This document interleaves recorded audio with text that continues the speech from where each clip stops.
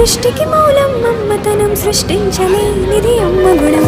అమ్మ పాడే జోల పాట అమృతాని కన్నది అంట.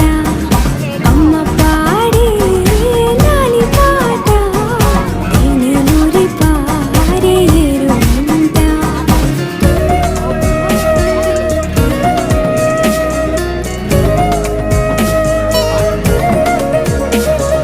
నింగిని తాకే మేడలకి పునాది రాయి అమ్మా, అందం పొందిన ప్రతిశిలకి యులిగాయం అమ్మా.